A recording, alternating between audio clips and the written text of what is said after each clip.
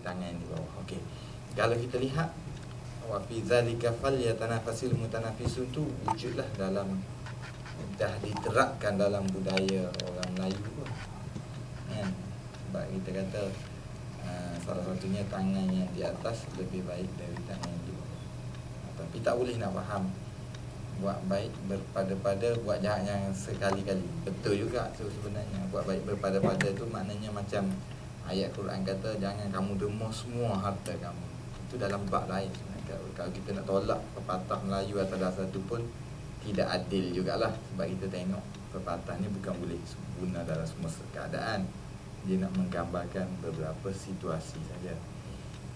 Fi zalika falyatanafasil mutanafisun ni salah satunya kedatangan bulan Ramadan lah, sebagai satu alat dan tempat untuk kita cuba untuk menggandakan kita punya kebaikan, kan? Sebab itu menjadi satu yang kita tengok dalam adab dalam Melayu. Orang Melayu pun dah mula mengamalkan. Tapi saya bimbang pengamalan tu hanya sekadar macam sebab kita tak faham. Maka kita pun ini boleh doa masa bulan kan, bulan Rejab.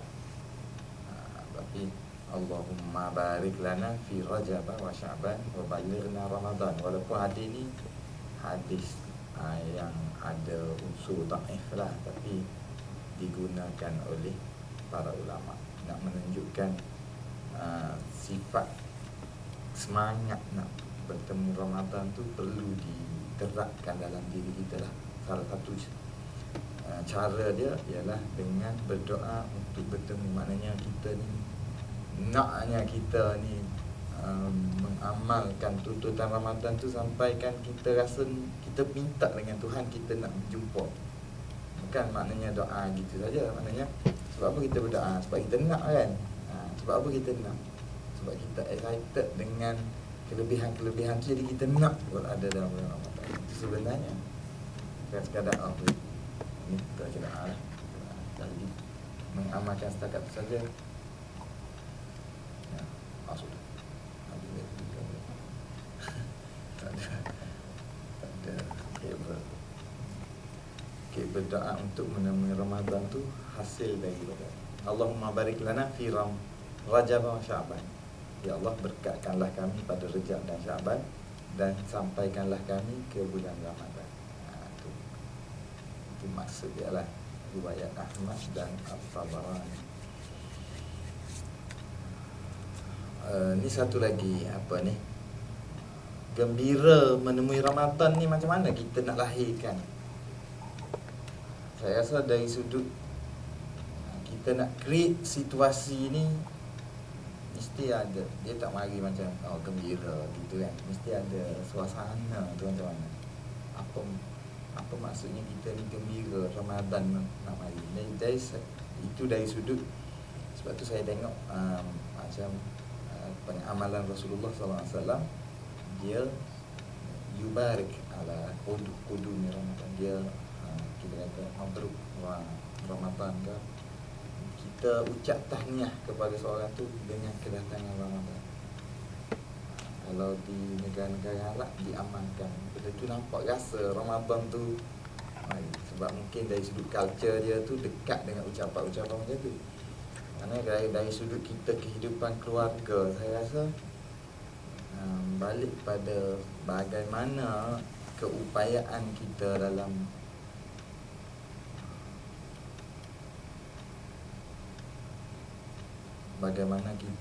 keupayaan kita sebagai ahli keluarga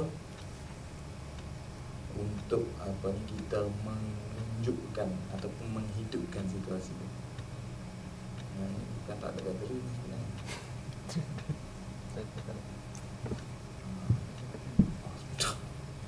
Memang tak ada bateri. Saya rasa memang bateri banyak. Ada pertolongan cemas kan. Ada yang sama tak.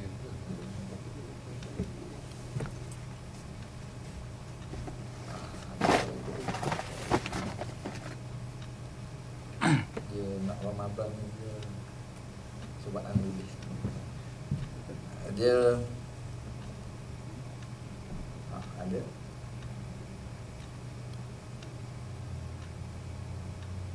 Okey. Jadi kalau kita lihat, gembira tu dia satu yang abstrak macam tu. Jadi macam mana kita nak menghidupkan suasana ni? Di situ saya lihat satu ketangkasan kita lah. Ini cabaran kita. Macam mana kita nak dalam keluarga kita, dalam environment ataupun persekitaran yang kita duduk tu, macam mana keupayaan kita melahirkan kegembiraan, membentuk. Mungkin kita keupayaan kita macam bercakap topik-topik tu dalam situasi.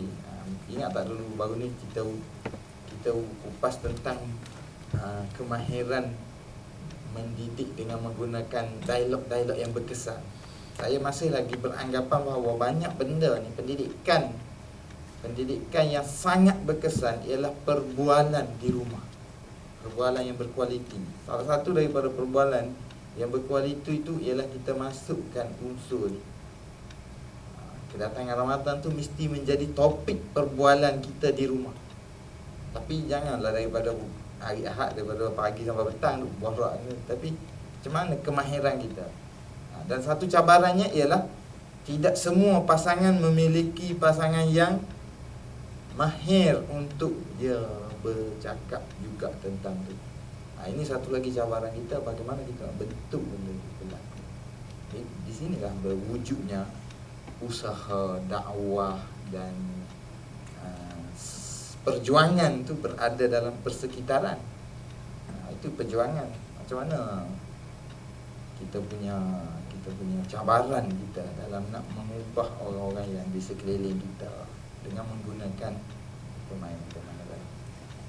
Mungkin kita takkan nak tiap-tiap hari dalam ahli keluarga, takkan nak ucap selamat Ramadan tiap-tiap hari je.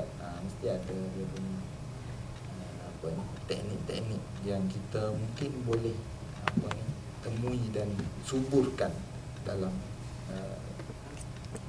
kehidupan kita lah, khususnya dalam keluarga lah. Saya rasa salah satu lagi ialah merancang aktiviti bulan Ramadan. Ini satu yang cukup penting juga sebenarnya. Sebab kita kalau nak cuti overseas kita merancang, nak pergi melancong kita merancang. Tiap-tiap malam tengok Asia punya tiket murah. Sebab nak pergi jalan Australia, Sydney ada RM500. Tapi pergi saja, balik tak tahu lagi. Itu sensitif dengan tak ada perancangan. Maka mengapa dalam falyatanafasil mutanafisun tadi tu kita kena ada perancangan juga untuk mencapai kelebihan. Pahala ni pun dia kena merancang juga. Dia tak boleh main gedah ataupun ambil lewa macam itu saja kan. Mana kalau kita ambil lewa, mana kita dapat hasil yang ambil lewa juga lah. Jadi sayangnya pada hari ini kita merancang perkara-perkara yang berbentuk keduniaan saja, tapi benda yang penting seperti ini kita kurang. Biasanya perancangan kita salah, merancang juga salah. 10 hari terakhir sibuk beli baju, sibuk buat kuih, sibuk dengan benda-benda yang menghabiskan masa dan sepatutnya. Jadi bagaimana perancangan kita? Alhamdulillah di fenomena di bandar ni sangat subur dengan ilmunya, ibadatnya, kan? Tapi masih lagi perancangan dalam keluarga tu lebih penting dan lebih sebenar. Sebab kalau kita bergantung kepada macam upacara ataupun majlis sembahyang tahajud kan, di masjid, mungkin dia tidak bersifat jangka panjang. Program itu sekali sebulan ataupun, tapi kalau di rumah dia lebih bersifat jangka panjang. Ini kalau perancangan kita tu lebih bersifat asas dan praktikal, boleh dibuat, senang dibuat, maka dia lebih bersifat jangka panjang. Perancangan tu yang kita nak tetapkan, nak rancang anak-anak pengurusan dia. Saya tak setuju dengan kehadiran budak yang terlalu kecil ke masjid kalau tak perlu lah. Sebab bukan masa nak mendidik dia. Dia lebih banyak mengacau daripada mendidik. Akhirnya serban Tok Iman dia buat bola. Kan? Tok Iman nak marah pun Tok Iman import mari dari Kemboja kan. Saya kata dia pun nak marah, dia tak faham culture kan. Dia pun untuk semayang tu salah baca sebab nak marah kan. Di suasana lepas tu lagi perancangan dari sudut ke menguatkan azam dan tekad ni, sebab kita tengok satu fenomena ialah fenomena sebentar dalam kehangatan tu tak lama. Satu kelemahan kita sekarang ni lah. Dan kita tengok macam betul-betul menunjukkan hakikat diri kita, situasi dalam bulan Ramadan, dan betul-betul menunjukkan prestasi orang Islam zaman sekarang. Betul-betul menunjukkan. Sebab 3 hari je pernah masjid, lepas tu zak pulang. Hari-hari terakhir tu dah tak ada raya. Orang tak semayang tarawih tu secara konsisten sampai habis. Sebab dia semangat, dia nak baik tu, dia nak dapat pahala, tapi dia tak tahan. Tidak tahan uji. Itu baru semayang. Mana lagi benda-benda lain yang lebih mencabar lah. Uji rasuah duit RM10, saya boleh tolak. Kalau 10 juta, astagfirullah, ambil juga. Sebab 10 juta. Lepas tu istighfar banyak-banyak. Jadi daya tahan masalah sekarang. Sedangkan Tuhan kata, kalau sadaqullah lakana khairan lahum. Jika mereka benar terhadap Allah. Benar ni bukan benar berkata-kata, maknanya lebih membuktikan. Kalau mereka tu buat apa yang mereka kata tu, lebih baik. Kalau mereka membuktikan kepada Allah, lebih baik. Jadi proses puasa tu nampak sangat mencabar kita punya masyarakat kita, mendedahkan dia punya hakikat. Orang boleh baca Quran, tapi orang tak boleh konsisten baca Quran. Orang boleh semayang, tapi orang tak boleh menjaga istiqamah.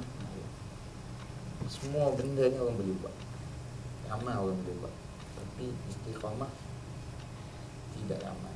Jadi kalau kita menjadi orang yang istiqamah dan kita mungkin bentuk keluarga kita atau orang sekeliling kita lebih istiqamah, itu satu kekuatan untuk kita. Cara dia ialah untuk istiqamah, untuk lebih ni, semangat tadi tu ialah salah satunya menambah pengetahuan tentang Ramadan. Menambah pengetahuan ni memang agak berkesan ya, sebab kita buat sesuatu yang contohnya kita mengetahui kelebihan Ramadan, kelebihan kita menderma, kelebihan kita buat kebajikan pada bulan Ramadan tu jauh. Kita pun menyebut benda tu, kita kena sebut di depan siapa? Di depan ahli keluarga kita. Kita kena jadikan dia tu sebagai percakapan, baru benda tu masuk. Baru anak-anak kita, dia kadang-kadang nampak lalai, tapi perbualan kita ni dia rekod. Dia cepat faham bila kita banyak bercakap depan dia, walaupun dengan kita cakap, mak ayah cakap, anak duduk nampak reka je, tapi dia tangkap juga. Kalau mak ayah duduk ngumpat pun, anak boleh sambung 3 hari lepas tu dia ingat ayah. Ingat juga dia. Ingat nampak tak layan dia kan. Kerja orang tua, cakap bab isu orang tua, dia sampuk juga. 3 hari lepas dia ada bagi tahu. Jadi secara kita tidak sedari ataupun secara lemah lembutnya kita berdialog dengan di depan, ataupun mengarahkan ataupun memberitahu dengan secara biasa. Itu satu pendidikan yang sangat mendalam dia punya dan berakar umbi, mereka masuk dalam hati dia. Dia mungkin dengan cara ambil duit kita letak dalam tabung. Bulan Ramadan ni besar pahala dia, bukan macam bulan biasa. Kata-kata yang mesra dan ringkas macam itu sangat memahami hukum hakam berkenaan Ramadan lah. Ada mungkin kita boleh keluarkan isu-isu fiqh pun boleh juga dalam keluarga kita, dalam pertuturan, dalam perbincangan. Baca dalam buku ni kata hukum ni kan? Cuba timbulkan persoalan-persoalan tu mungkin dalam kereta ke, masa makan ke, ataupun masa perjalanan nak pergi ke mana-mana.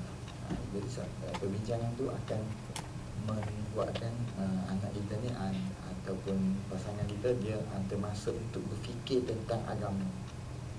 Pada saya, menghantar anak ke tuition agama tu sangat minimal. Dia lebih banyak, kita cakap tu lebih banyak lagi dia punya kesan, lebih besar dan lebih sifat jangka panjang.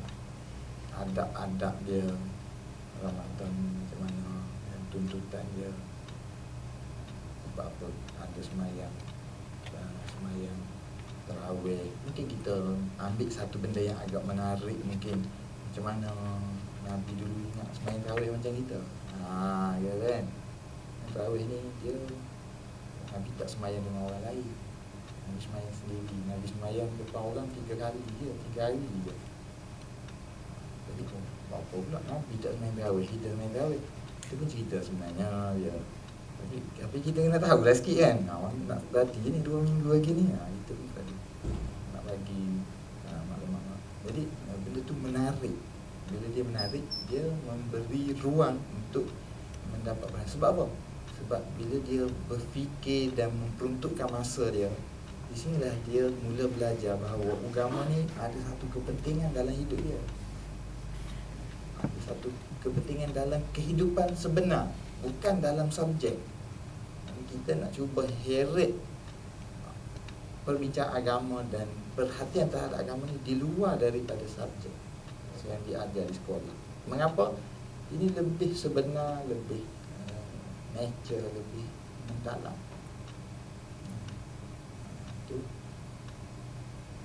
meninggalkan setiap yang negatif. Ini benda ni kita tahu, tapi bagaimana waktu yang kita nak kena cari lah kan. Ini saya bagi ruang-ruang ataupun poin-poin yang mungkin kita boleh memang tuntutan bulan Ramadan tu meninggalkan benda-benda yang negatif, sama ada dia berbentuk dosa ataupun perkara-perkara yang tidak bagus, walaupun tidak mencapai tahap dosa.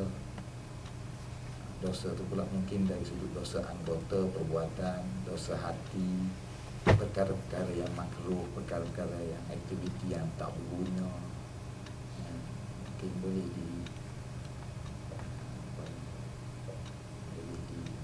diterapkan lah.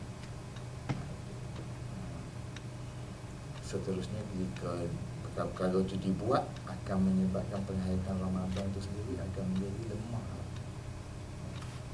Kemudian, membaca bacaan bermanfaat.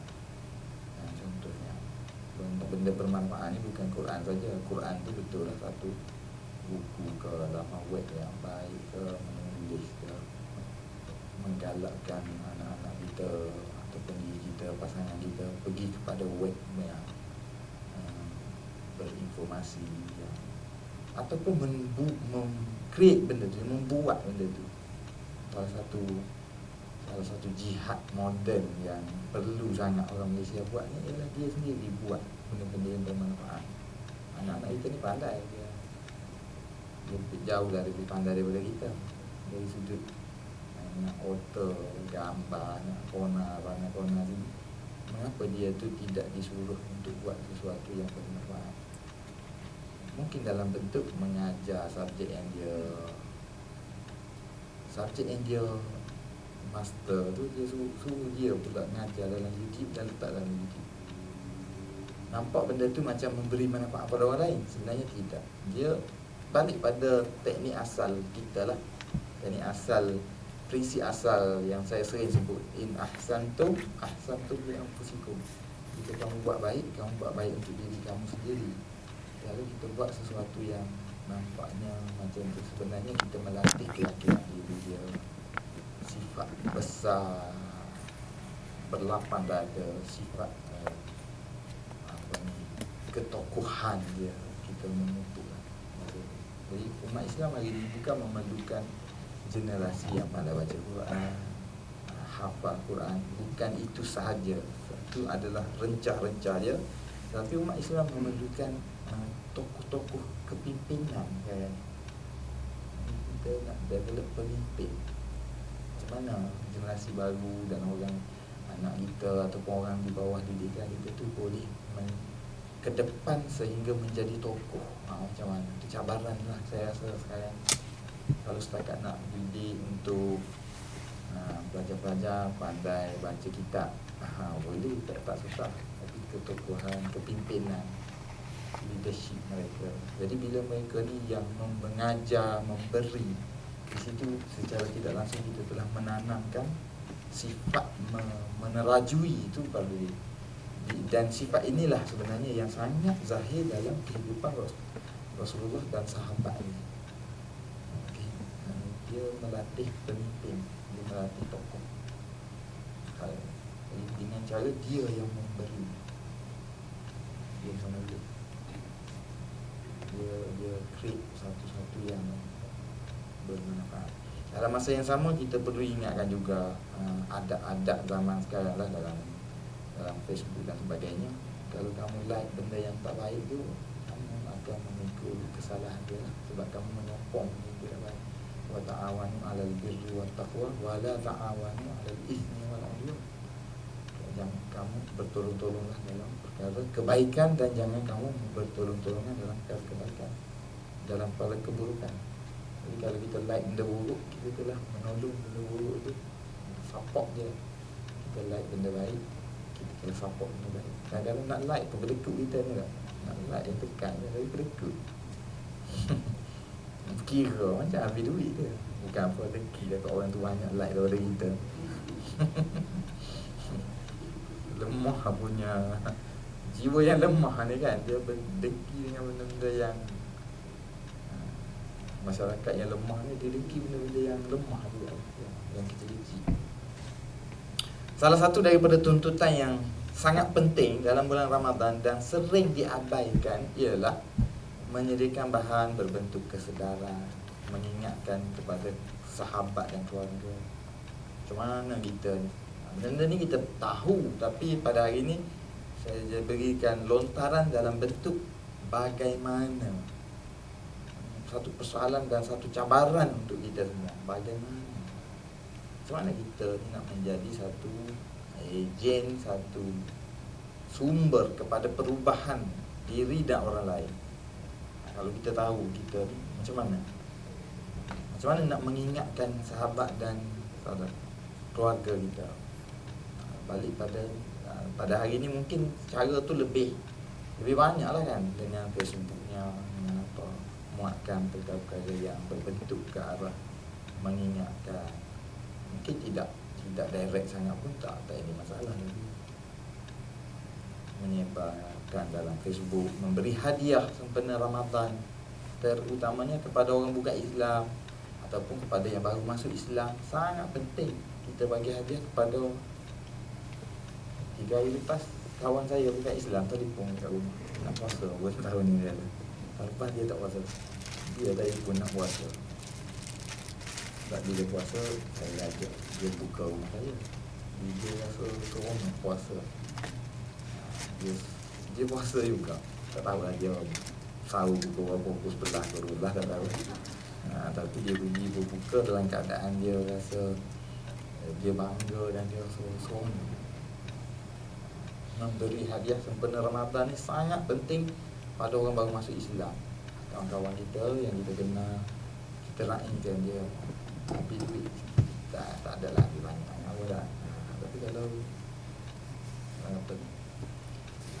memuliakan fakir miskin, mengambil berat situasi umat Islam, contohnya di Syria, Palestin, Myanmar, Jangan kita terpedaya dengan satu unsur, iaitu orang Islam ni dia terpedaya dengan ibadat.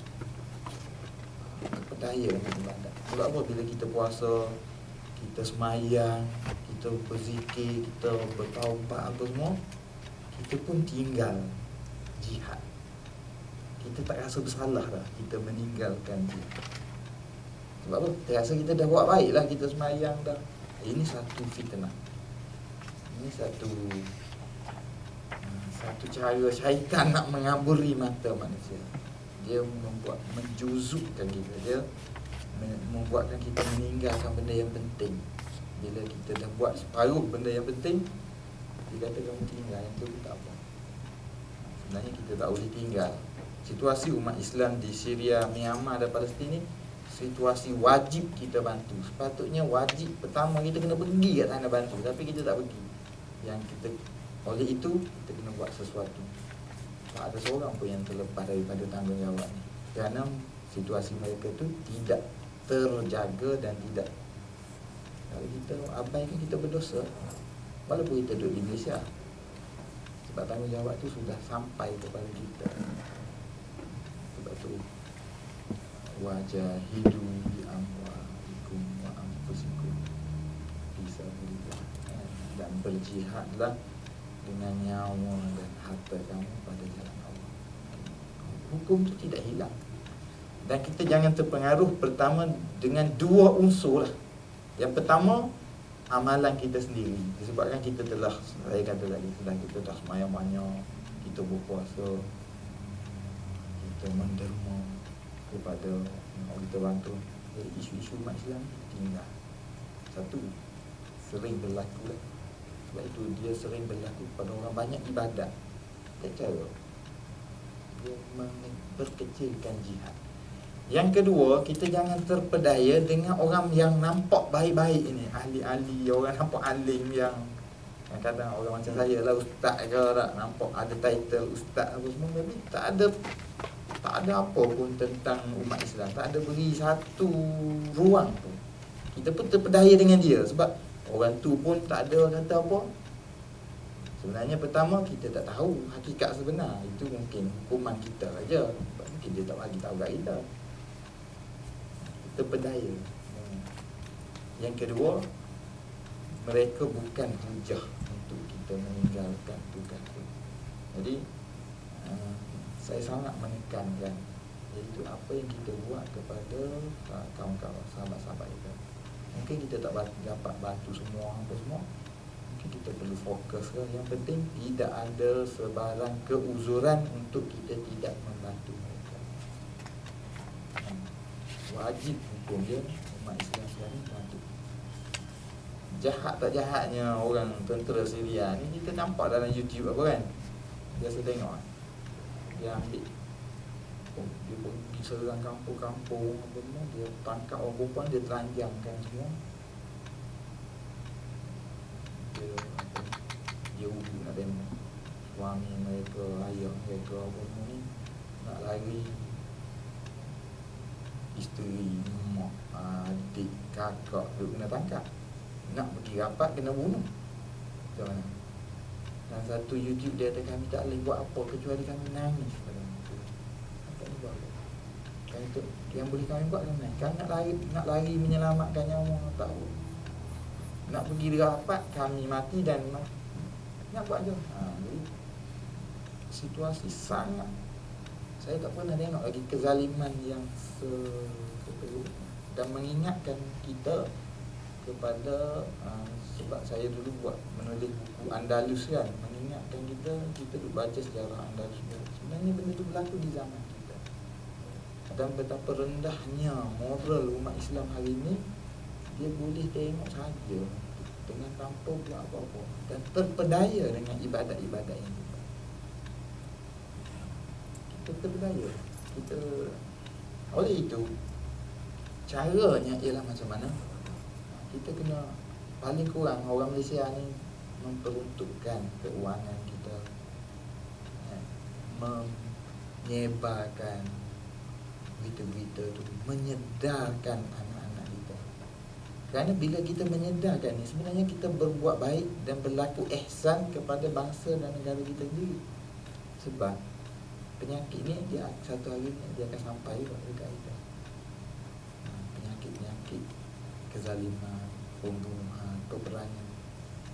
Contohnya bila Tuhan dalam satu hadis saya teringat, bila Nabi kata dalam hadis, Nabi kata ma taraka qaumun zakat amwalihim illa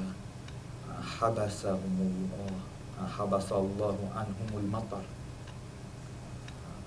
ataupun sama. Tidaklah sesuatu kaum itu enggan membayar zakat harta kecuali aku menahan hujan. Berlaku kemarau, orang lapar, binatang mati. Sebab apa? Sebab kejahatan kaum. Bila kita berbuat baik, membantu orang yang susah, sahabat kita yang susah ni, Allah akan lewatkan kelalaian kita sebab kita dah kembali pada jalan Allah. Nampak tak? Dengan itu masyarakat kita lebih berumur panjang daripada ditimpa dengan ke bencana ni. Dia bencana perang apa semua ni, dia datang daripada orang tu sendiri. Sebab apa? Kelalaian kaum. Lalu Allah balas dia dengan bisin tu. Nabi kata sin ni, pada ulama mentafsirkan sin ni maknanya umur ni gitu, tapi para ulama mentafsirkan dengan peperangan. Peperangan ni satu bala. Mengapa berlaku? Bila kita jauh daripada Islam, bila kita meninggalkan jihad. Ma taraka qaumun al-jihad illa ammahumullahu bizzulli wal hasad. Tidaklah sesuatu kaum itu meninggalkan jihad kecuali Allah akan menjadikan kaum itu hina.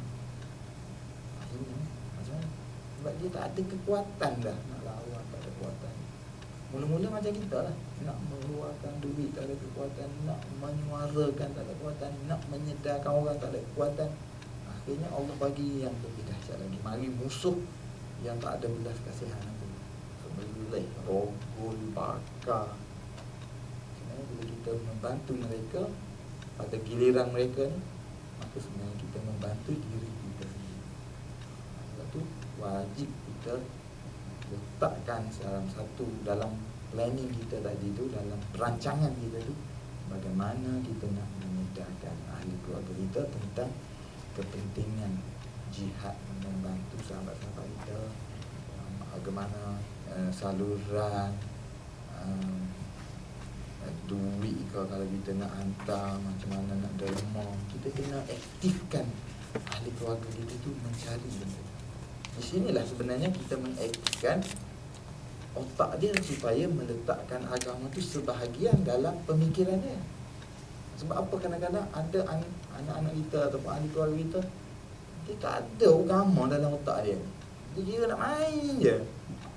Sebab kita tak melatih dia untuk berfikir tentang agama. Agama ni latihan. Macam mana melatih dia? Salah satunya dengan isu-isu antarabangsa. Itu latihan dia. Nampak macam tolong orang, sebenarnya menolong diri sendiri. Ini saya tengok terbesar dan agak kronik di negara kita pada hari ini, kerana kita ada dua kelalaian. Satu, lalai dengan benda-benda keduniaan. Lalai shopping, nak raya, kita nak gerak, mana tak habis-habis, nak yang terbaik, nak rumah kita yang terhebat, terlalu melampau-lampau. Itu satu kelalaian. Sebenarnya kita perlu bersahana je sebenarnya dalam bab-bab ni. Kelalaian satu lagi ialah meninggalkan tugas-tugas. Kerana kita menyangka kita telah beribadat tersangat banyak. Jadi mudah-mudahan kita dapat menerapkan. Saya rasa inilah yang terbesar dan terpenting dalam bulan Ramadan pada tahun ini. Kita terapkan usul-usul membantu umat Islam. Di Myanmar kena bunuh 15% umat Islam di Myanmar memang asal orang Myanmar pun sebab orang Islam dah sampai, orang Islam merintah sampai ke Myanmar zaman dulu. Kerajaan Mongol, kerajaan apa tu sampailah, masuklah ke lu. Kerajaan India apa semua. Jadi umat Islam tu diabaikan. Yang peliknya pula ada orang Saudi yang pergi berjihad. Ulama Saudi ijtihad jihad masuk Myanmar. Untuk gala kenapa? Ulama Malaysia tak ada lagi. Lambat sikit lah Malaysia. Dia nanti orang lain menang dulu baru dia nak pergi. Kita tak boleh pergi tu. Kita bagilah sumbangan. Tapi tidak mudah sebab dia kena cari kan. Dana ni kat mana. Jangan nanti. Sebab ibadat ni dia banyak peringkat. Dia banyak stage. Ada yang jenis mudah, iaitu nanti ada kat depan dulu barulah solo. Susah sikit. Tak ada. Jadi tak adalah yang saya sebut tadi falyatanafasil mutanafisun, maka taklah berlumba-lumba. Sifat berlumba tu macam mana? Kalau kayu basikal tu sambil bersiul tak menanglah tadi. Penuh fokus, penuh tenaga, ada keinginan, ada, barulah dia mendapat kelebihan. Tazkirah saya lah pada seterusnya, membanyakkan taubat dengan beristighfar. Istighfar tu minta ampun, taubat tu minta ampun juga. Kalau astaghfirullah tu kita panggil istighfar lah. Sin tu maknanya meminta, ghafara tu maknanya ampun, minta ampun. Istighfar, astaghfirullah, minta ampun ni ada cara umum, iaitu kita minta ya Allah ampunkan aku. Ada cara yang khusus, iaitu kita menyebut. Cara khusus tu ada yang menyebut tentang perkara buruk yang kita lakukan, salah juga. Lepas tu lagi meminta ampun di atas kelalaian tak buat perkara yang wajib. Kita tak bantu orang Islam Palestin, Syria, itu satu kesalahan. Kita kena minta ampun dengan Allah. Jangan minta ampun saja, kita kena berusaha juga membaiki kesalahan tu bila kita sedar. Sebab apa? Meninggalkan kesalahan bila kita istighfar, memulangkan hak orang. Itu. Tapi bulan Ramadan adalah tempat untuk kita cek balik dengan dia, menghubungkan tali persaudaraan dan persahabatan. Ini antara perkara penting lah dalam Islam, perkara dasar yang tidak ada khilafiyah. Kalau apa ni, kalau cakap bab semayang bermula daripada takbir, ada dah salah, ada para ulama bersalahan pandangan dalam hukum takbir. Imam Abu Hanifah mengatakan ianya bukan rukun tetapi syarat. Imam jumhur ulama mengatakan takbir itu adalah rukun semayang. Ada dah Allahu Akbar kan. Lepas tu nak angkat setakat mana takbir ni? Ada hadis Nabi mengangkat sampai ke dada, ada sampai ke bahu, ada sampai ke telinga. Okey, tak. Niat bila baca Fatihah ke tak baca Fatihah? Ada banyak pandangan. Tapi menghubungkan tali persaudaraan, ada pandangan ulama kata tak payah. Tak ada kan. Semua ulama kata menghubungkan tali persaudaraan tu wajib. Tak ada perlu. Tak ada. Cuma bagaimana nak menghubungkan? Dengan ziarah, bertanya khabar, berkirim salam. Itu salah je. Menghubungi orang yang disayangi tu bukan maksud orang yang kita sayang ni. Sebenarnya yang disayang maksud dari situ. Tapi misalnya kita kata ayah kita ada kawan, ayah kita ada kawan, kita pun disunatkan pergi ziarah kawan ayah kita. Kita disunatkan. Kalau ayah kita dah mati dah, masa dia hidup dulu dia ada bagi hadiah, dia pergi ziarah, kita disunatkan pula. Dapat pahala banyak pula kita. Sebab apa? Mengeratkan yang jauh. Ziarah, bertanya khabar, berkirim salam. Kita sekarang berhadapan dengan bahaya Facebook dari satu sudut. Sebab tiap-tiap malam tengok dia dalam Facebook, walaupun duduk jauh, masa-masa dekat juga. Jadi Jumpa tak jumpa pun sama jadi kan. Kadang-kadang Facebook ni dia menjauhkan hubungan dari satu sudut. Tapi tak boleh nak lari lah benda tu. Kita kena ada inisiatif lah. Kita tengok kawan tu ada, kita tanya kawan ni, muka dia ada. Kan?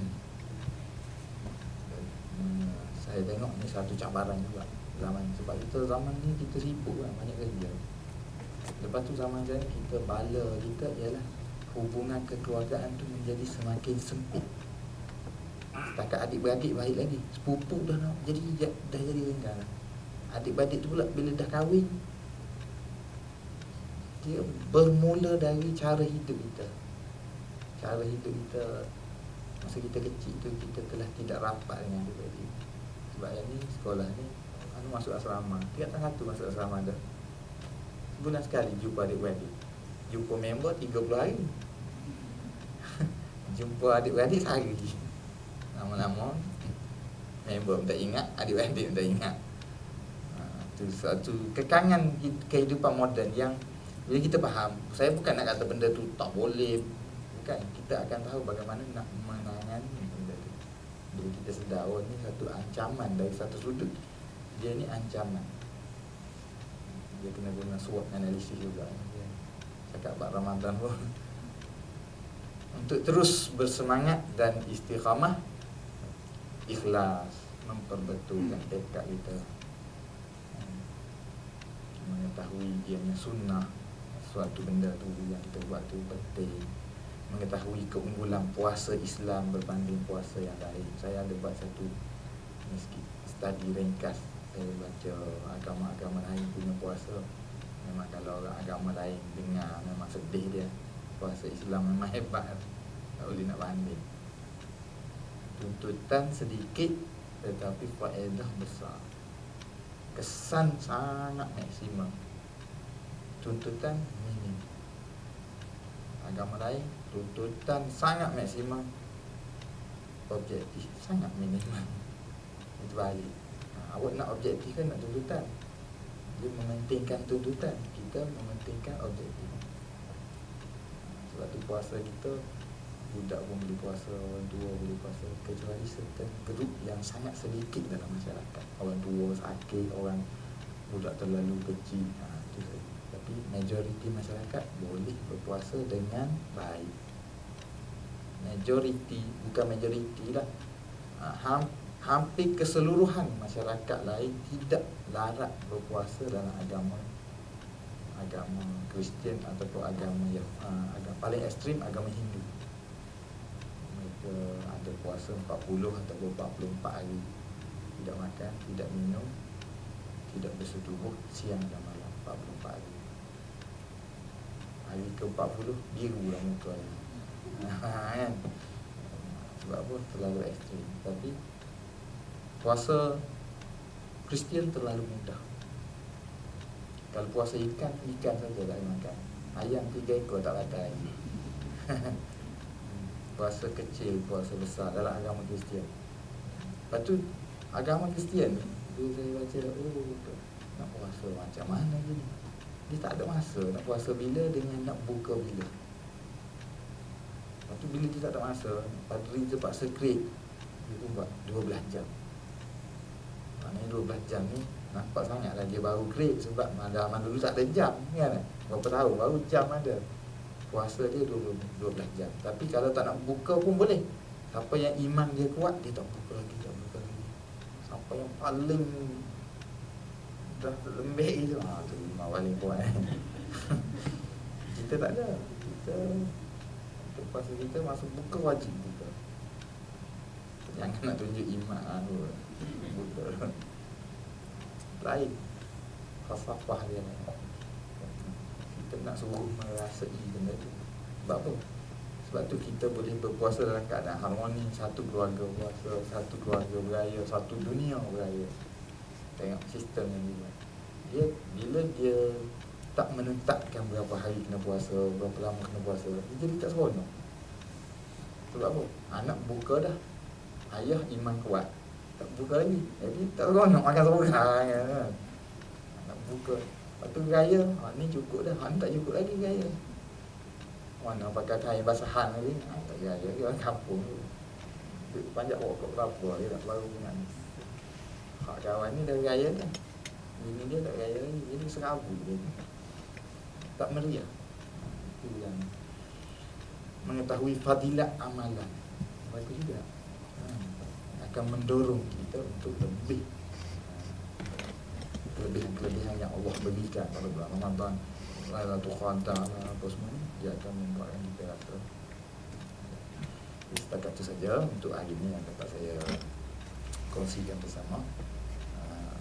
Kalau ada apa-apa perbincangan sekiranya ataupun tajuk-tajuk yang berlainan pun, setakat yang saya mampu, insyaAllah saya cuba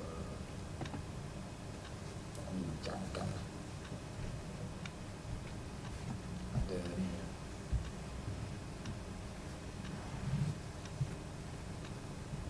tak ada ya? Tak ada, tak apa.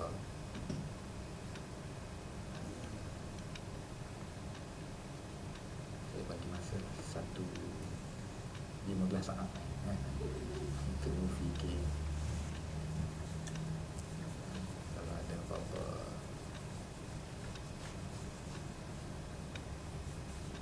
banyaknya berkaitan dengan hukum hakam ni, tak ada masalah lah sebab dalam internet banyak-banyak dah.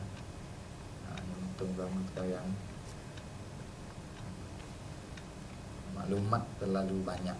Kadang-kadang kita kena, tu saya kata tadi tu, lebih kepada bagaimana kita nak apply tu dalam kerangka yang lebih kecil, dalam keluarga, dengan anak, dengan isteri, dengan suami. Sabaran-sabaran. Okey, kalau tak ada apa, insyaAllah saya rasa setakat itu saja perkongsian yang dapat saya sampaikan pada petang ini. Mudah-mudahan masa yang kita peruntukkan, apa ni, saya yakinlah tuan-tuan dan puan-puan pun berkorban ni nak stay sampai macam ni. Mudah-mudahan diberikan jalan oleh Allah SWT, dijadikan sebab kepada dipermudahkan urusan, dibantu dalam menyelesaikan masalah kita dan mendapat keberkatan daripada Allah SWT. Saya sudah ingin wabillahi taufiq wal hidayah. Wassalamualaikum warahmatullahi wabarakatuh.